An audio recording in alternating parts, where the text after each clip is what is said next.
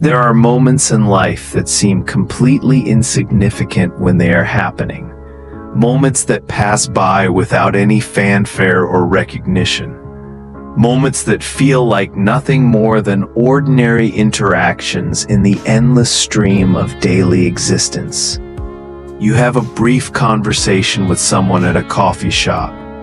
You send a text message to check in on a friend you have not heard from in a while.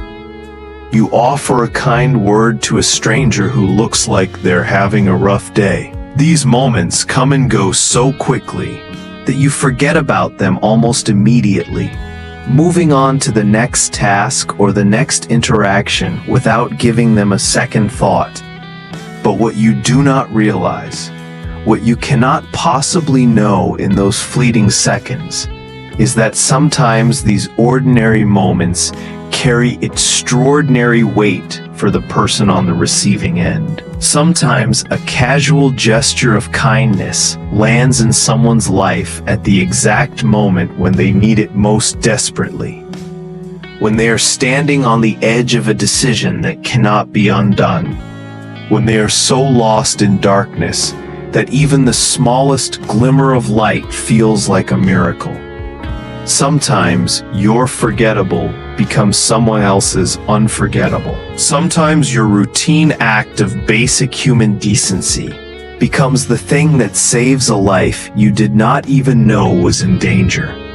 And sometimes, if you are very lucky, or perhaps very unlucky, depending on how you look at it, that person finds a way to tell you what you did, to reveal the magnitude of an impact you never intended to have and barely remember creating. This is the story of Marcus, a 37-year-old high school teacher who lived his life believing he was just an ordinary person doing ordinary things, until the day he received an email that would completely shatter that comfortable belief and force him to understand that his small acts of kindness had been rippling out into the world in ways he could never have imagined or predicted. Marcus taught English at an urban high school where most of the students came from difficult backgrounds, poverty and broken homes, and neighborhoods where violence was more common than safety. He had been teaching there for 12 years, showing up every day to a job that was exhausting and often thankless, trying his best to make literature relevant to teenagers who had much bigger problems than whether they understood Shakespeare or could write a proper essay. Marcus was not the kind of teacher who won awards or got recognized for excellence. He was just steady, reliable, present. He showed up on time every day. He learned his students' names and tried to remember details about their lives. He stayed after school sometimes to help kids who were struggling, not because he was required to, but because it seemed like the right thing to do. One of those students, 5 years ago, had been a girl named Olivia.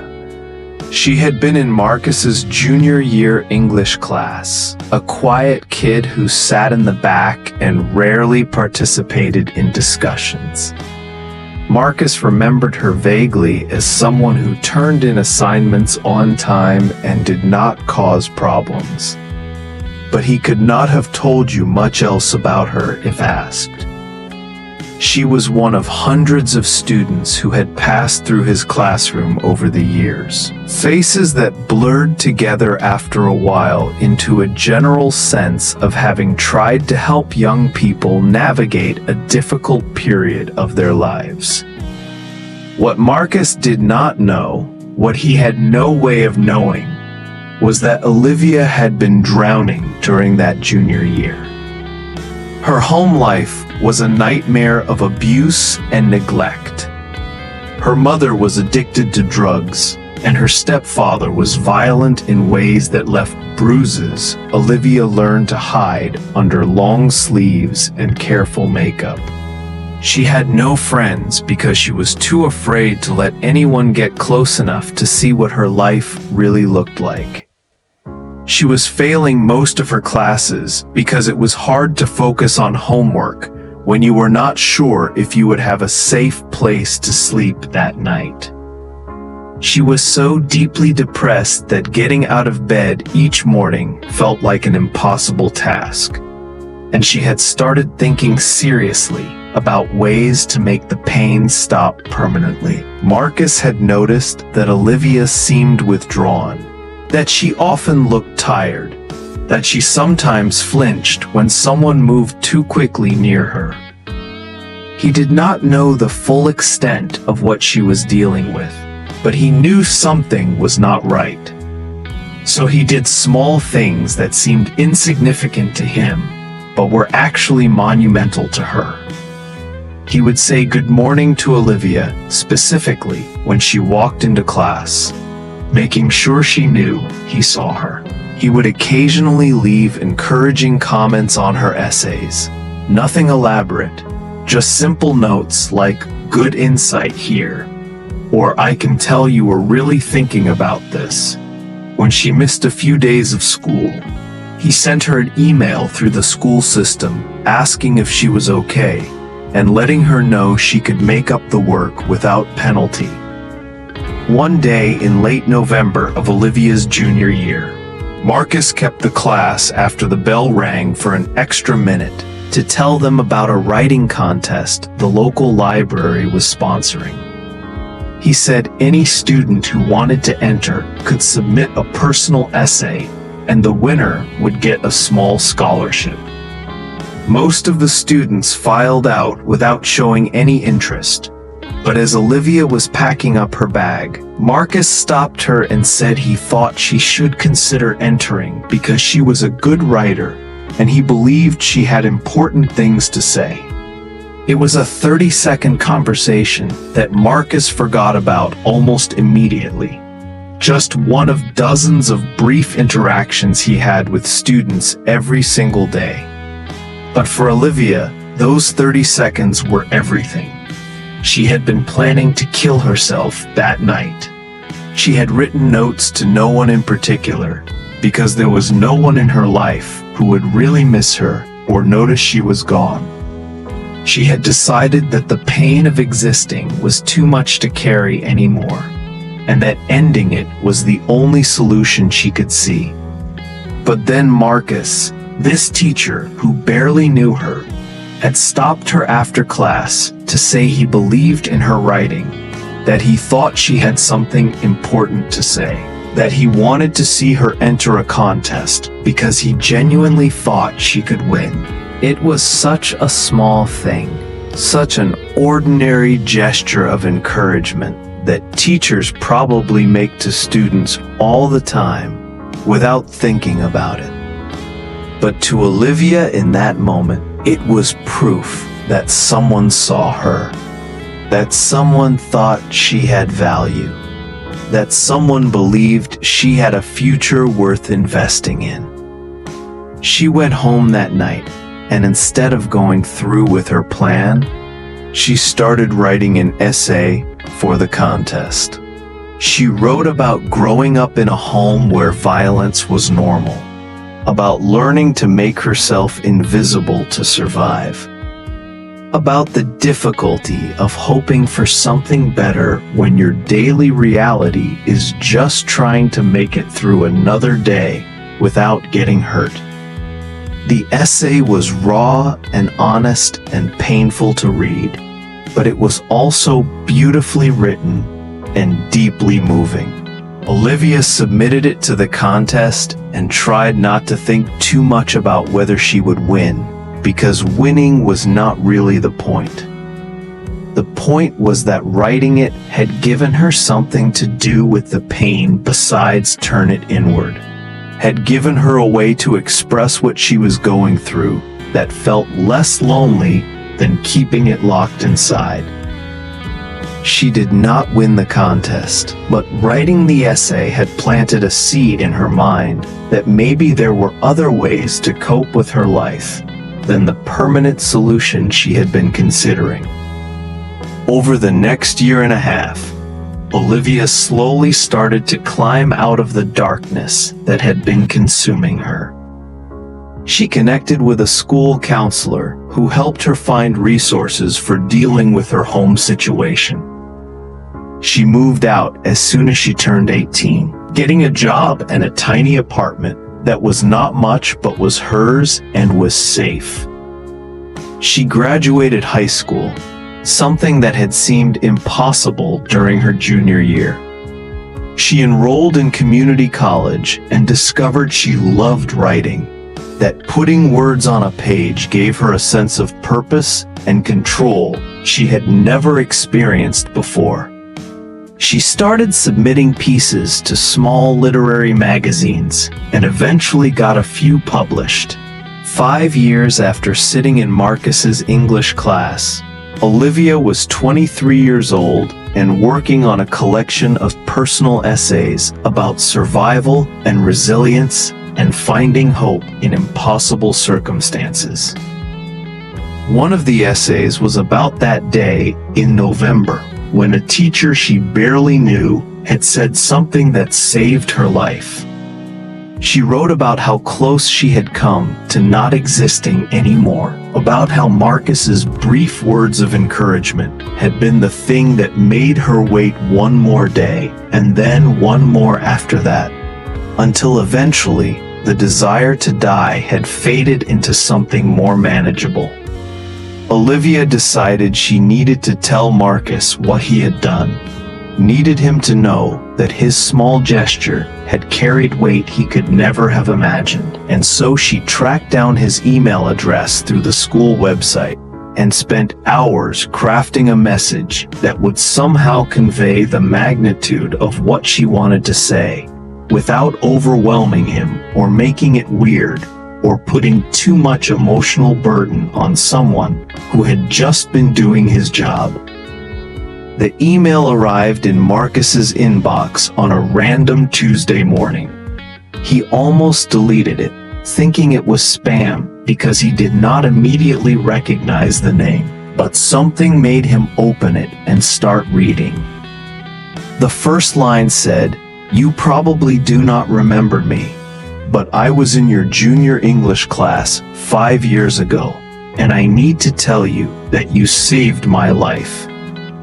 Marcus felt his stomach drop as he kept reading, as Olivia explained who she was and what she had been going through during that year, and how close she had come to ending everything. She described that November day in detail, how she had been planning her suicide down to the smallest logistics, how she had felt completely hollow and hopeless, and certain that disappearing was the only way to stop the pain. And then she wrote about Marcus stopping her after class, about the 30 seconds where he had told her she was a good writer and should enter a contest, about how those words had pierced through the fog of her depression just enough to make her reconsider her plan. She explained that she had gone home and written an essay instead of killing herself, that writing had become her lifeline, that she was now pursuing it seriously, and wanted Marcus to know that none of it would have happened if he had not said what he said that day. The email went on for several paragraphs, Olivia pouring out her gratitude and trying to explain what it meant to be seen by someone when you felt completely invisible, to have someone believe in you when you could not believe in yourself, to receive kindness at the exact moment when you needed it most desperately. She said she did not expect Marcus to remember her or that conversation because she understood he had hundreds of students and could not possibly keep track of every small interaction. But she wanted him to know that he had made a difference, that his casual act of encouragement had literally been the difference between her living and dying. Marcus sat at his desk, reading and rereading the email, tears streaming down his face, his hands shaking slightly as he tried to process what he was being told. He did remember Olivia, vaguely, as a quiet student who had seemed troubled, but he had not known how to help beyond the small gestures he made for lots of students. He'd had no memory of that specific conversation about the writing contest. It had been one brief moment among thousands of similar moments in his teaching career, something he had said without thinking deeply about it, because encouraging students to pursue opportunities was just part of what he did automatically. But this email was telling him that those 30 forgettable seconds had saved someone's life, that his routine teacher behavior had been the thing that kept the 17-year-old girl from suicide, that he was literally the reason Olivia was still alive and writing and building a life that had seemed impossible when she was sitting in his classroom, feeling hopeless and unseen. The weight of this realization was almost crushing. Marcus had spent years feeling like he was not making much of a difference, like he was just showing up and going through the motions, and maybe helping some kids pass standardized tests, but not really changing anything fundamental about their lives or their futures. And now he was learning that he had saved a life without even knowing it, that his impact had been profound and permanent in ways he could never have guessed. He sat there for a long time just trying to absorb it, trying to reconcile his memory of himself as an ordinary teacher doing ordinary things with this new information that suggested his ordinary had been someone else's extraordinary. He felt overwhelmed by gratitude that Olivia had survived, by relief that she had found help and healing, by awe at her strength in overcoming circumstances that would have destroyed many people. But he also felt something else, something harder to name, a kind of responsibility maybe, or a renewed sense of purpose. If his small acts of kindness could have that much impact without him even trying or knowing, what did that mean about how he should move through the world? What did it mean about the power every person has to affect other people's lives in ways we never see or understand? Marcus had always believed in being kind and trying to help when he could, but he had thought of it as basic decency, as the minimum standard for being a good person, not as something that could literally save lives. Marcus wrote back to Olivia, thanking her for reaching out and telling him her story, expressing his gratitude that she was still alive and doing well, trying to find words adequate for a situation where no words really felt adequate. They ended up exchanging several more emails over the following weeks, Olivia sharing more about her journey, and Marcus asking questions and offering continued encouragement for her writing. Eventually they met for coffee and had a long conversation where Olivia could say in person what she had tried to express in writing, where she could look Marcus in the eye and tell him directly that he was the reason she was sitting there, that without his words on that November day, she would not exist anymore. Marcus listened and tried not to minimize what she was telling him, even though his instinct was to brush it off, to say he had not done anything special, that anyone would have done the same. But Olivia insisted that was not true, that most people had walked right past her pain without noticing or caring, that Marcus had been different even if he had not meant to be, that his seeing her and believing in her had been the exact intervention she needed at the exact moment she needed it. She made him understand that it was okay to accept the magnitude of what he had done, that he did not have to diminish it or make it smaller to feel comfortable with it. This conversation changed something fundamental in Marcus, shifted his understanding of his own life and his own impact in ways that would ripple forward into every interaction he had from that point on. He started paying closer attention to his students, looking for the small signs that someone might be struggling in ways they were not talking about.